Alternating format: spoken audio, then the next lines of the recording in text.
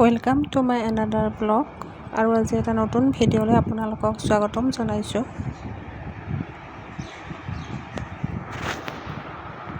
Soybean বাৰু কাৰ কাৰ প্ৰিয়, মোৰ বাৰু বহুত প্ৰিয়। আৰু আজি দুপৰীয়াৰ সাজত ভাবিলোঁ সয়াবিনৰ লগত আলু, কাচকল আৰু অমিতা মিক্স কৰি এখন তৰকাৰী বনাম। আৰু এতিয়া মই সয়াবিনখিনি অকণমান ফ্ৰাই কৰি লৈছোঁ।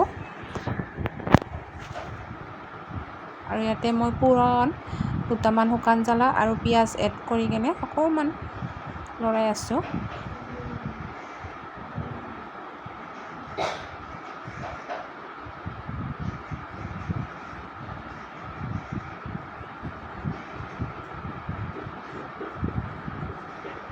এনেকৈ মই সয়াবিনখিনি ইয়াত এড কৰি দিলোঁ আৰু অকণমান পানী দিছোঁ, বেছি নাই দিয়া।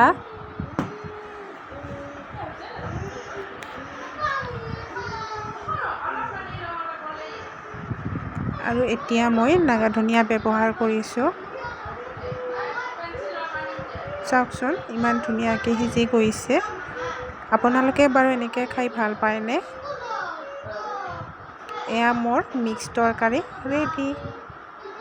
এই কাপোৰডোখৰ পিয়ৰ কটন আৰু ইয়াৰ পৰা মই এটি ফ্ৰক চিলাম বুলি ভাবিলোঁ আৰু এনেদৰে জোখ মাখ লৈ ল'লোঁ। আৰু এই কাপোৰডোখৰ মই ফেঞ্চি বজাৰৰ পৰা আনি থোৱা, মানে বহুত আগতেই হ'ল। আৰু মই ফ্ৰকটিৰ ফ্ৰণ্ট ছাইড দিম মই ভি চেপ আৰু বেক ছাইড দিম মই ৰাউণ্ড। আৰু এনেদৰে ধুনীয়াকৈ মই কাটি ল'লোঁ।